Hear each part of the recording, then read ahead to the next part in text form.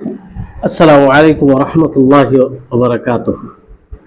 الحمد لله رب العالمين والعاقبة للمتقين والصلاة والسلام على سيد الأنبياء والمرسلين وعلى آله وصحبه أجمعين. أشهد أن لا إله إلا الله وحده لا شريك له وأشهد أن محمدا عبده ورسوله. أما بعد، رب اشرح لي صدري ويسر لي أمري واحلل عقدة من লিসানি ইয়াফকাহু কওলি রব্বি জিদনি ইলমা রব্বি জিদনি ইলমা।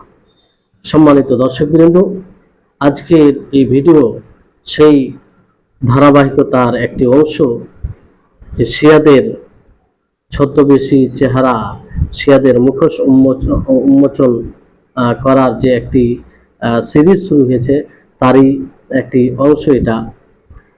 আজকের এই পর্বে, আজকের এই ভিডিওতে ইনশাআল্লাহ তাদের হুসাইন রাদিয়াল্লাহু তাআলা আনহুর উপরে যে তাদের কান্না করা, তাদের যে এই বিষয়ে আকীদা, সেটা উপস্থাপন করব, যাতে আমরা জানতে পারি, বুঝতে পারি যে তারা এই ব্যাপারে কতটা কোরআন হাদিস বিরোধী আকীদা রাখে এবং তাদের থেকে সতর্ক থাকতে পারে।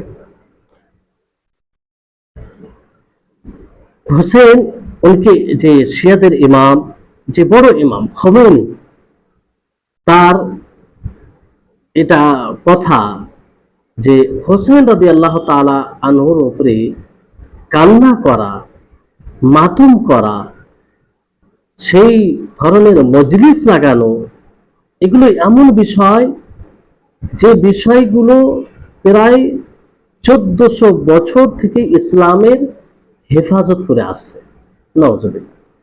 যেগুলো একদম শরীয়ত বিরোধী, যেগুলো একদম কোরআন বিরোধী, যেগুলো একদম হাদিস বিরোধী, সেগুলো বিষয়কে সামনে রেখে বলে যে এগুলোই ইসলামের 1400 বছর থেকে হেফাজত করে আসছে।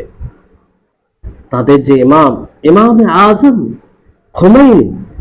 হুমায়ুনি, সে বলে যে হুসাইন রাদিয়াল্লাহু তাআলা আনহুর উপরে কান্না করা, তার উপরে মাতম করা এবং সেই ধরনের মজলিস এর ব্যবস্থা করা, বৈঠকের ব্যবস্থা করা, এগুলো এমন বিষয় যে বিষয়গুলো প্রায় 1400 বছর থেকে ইসলামের হেফাজত করে আসছে।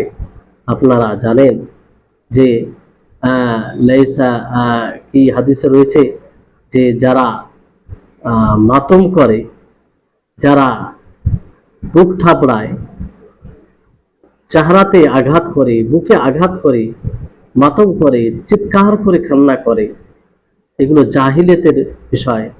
আর যারা এগুলো করবে তারা আমার অন্তর্ভুক্ত নয়। মান দারাবাল হুদুদা ওয়া শাক্কাল জুয়ুবা ফালাইসা মিন্না, স্পষ্ট হাদিস নবী করিম মুহাম্মদ সাল্লাল্লাহু আলাইহি ওয়াসাল্লাম। কিন্তু তাদের ইমাম, বড় ইমাম আজম, সে বলে যে 1400 বছর থেকে এইগুলোই বিষয় ইসলামের হেফাজত করে আসছে। মানে ইসলামের মৌলিক বিষয়, মৌলিক আমলের মধ্যে এগুলো পড়ে। মানে এগুলো না করলে ইসলামের হেফাজত হতো না। চিন্তা করেন কি ধরনের আকীদা, যেটা কোনো দিনের অংশ নয়, যেটা দিনের অংশ তো নয়, বরং দিনের ক্ষতিকারক বিষয়। এই মাতম করা, কান্না করা, এরকম ধরনের মজলিস কারোর জন্য জায়েজ, এমনকি নবী সাল্লাল্লাহু আলাইহি সাল্লামের জন্য জায়েজ না। আরো যে উত্তম ব্যক্তিগণ গত হয়েছে, আরো সাহাবায়ে কেরাম, কারোর জন্য জায়েজ না এই আকীদা তাদের। দ্বিতীয় তাদের আকীদা হচ্ছে যে শিয়াদের বিদ্বানদের আকীদা, তাদের যে ফেরেশতাদেরকে, নাউজুবিল্লাহ, এগুলো আকীদা বলতেও মানে খুব কষ্ট পাচ্ছে যে এই ধরনের তারা আকীদা রাখে।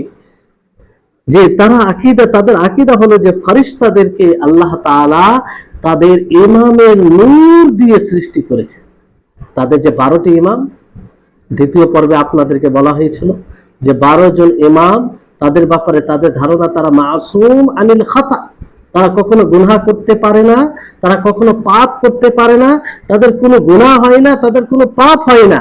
তাদের নূর দিয়ে ফেরেশতাদেরকে তৈরি করেছে। কোথা থেকে পেল?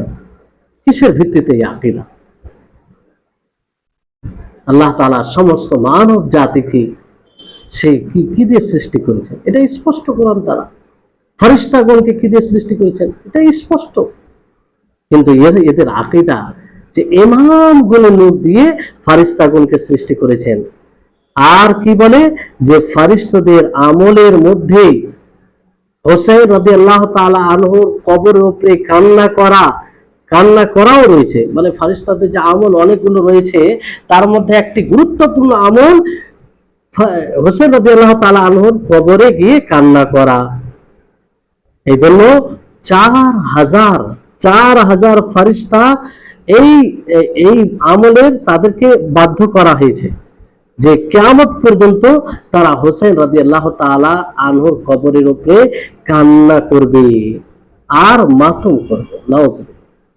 যে 4000 ফেরেশতা হোসেন রাদিয়াল্লাহু তাআলা আনহুর কবরের উপরে কান্না করবে, কিয়ামত পর্যন্ত মাতম করবে। যে কান্না মাতম কারোর জন্য জায়েজ নয়। কেউ মারা গেলে মাতম করা এটা জায়েজ নয়।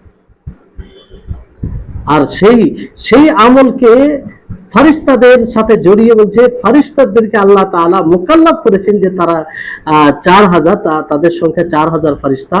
সেই 4000 ফেরেশতা কিয়ামত পর্যন্ত হোসেন রাদিয়াল্লাহু তাআলা আনহুর কবরের উপরে কান্না করতে থাকবে, মাতম করতে থাকবে। শুধু এটাই নয়, তারা এই আকীদাও পোষণ করে যে সমস্ত ফেরেশতা হোসেন রাদিয়াল্লাহু তাআলা আনহুর কবরের জিয়ারত করার জন্য ইজাজত অনুমতি চাইতে থাকে আল্লাহর কাছে অনুমতি চাইতে থাকে। এজন্য দেখবেন যে কোনোবার এই জন্য তারা বলে যে এক জামাত জিয়ারত করে আসে, আর এক অন্য জামাত আবার জিয়ারত করার জন্য চলে যায়, মানে চলে আসে। একটা যায় আবার একটা চলে আসে। এইভাবে কিয়ামত পর্যন্ত হোসেন রাদিয়াল্লাহু তাআলা আনহুর কবর জিয়ারত হতে থাকে। এইরকম জিয়ারতে কোনো নফিল ব্যাপারও নেই। তো এই হচ্ছে তাদের হোসেন রাদিয়াল্লাহু তাআলা আনহুর উপরে কান্না করা ব্যাপারে তাদের এই আকীদা, তাদের এই ধারণা, তাদের এই চিন্তাধারা।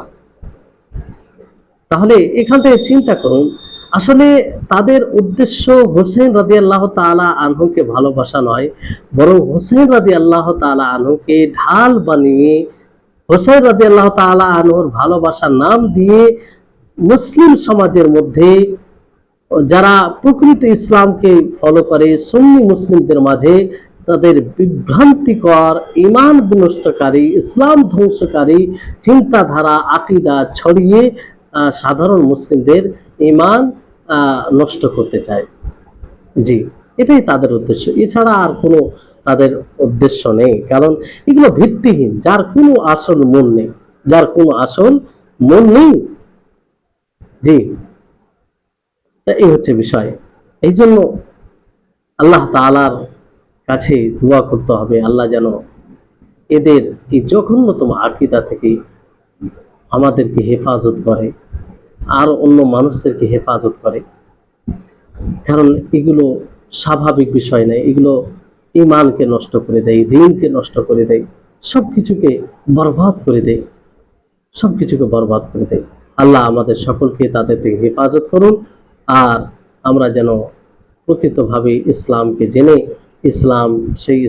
প্রকৃত ইসলামকে বাস্তবায়ন করতে পারি। আজকের এই পর্বে এটাই বলে শেষ করছি। আল্লাহ তাআলা যেন আমাদের সকলকে বোঝার তৌফিক দান করেন। আর সকলকে অনুরোধ করছি যে এই ভিডিওটি, ছোট্ট ভিডিও, শেয়ার করুন, যাতে জানতে পারে, মানুষ বুঝতে পারে তাদের বাস্তবতা, তাদের চিন্তাধারা। তাহলে যখন এটা জানতে পারবে, যদি সত্যি সে সঠিক ইসলামকে সন্ধানের উদ্দেশ্যে থাকে, তাহলে সে এগুলো থেকে সতর্ক থাকবে এবং এদের জালে ফাঁসবে না। আল্লাহ তাআলা আমাদের সকলকে তৌফিক দান করুন। ওয়া আখির দাওয়ানা আলহামদুলিল্লাহি রাব্বিল আলামিন। আসসালামু আলাইকুম ওয়া রাহমাতুল্লাহি ওয়া বারাকাতুহু।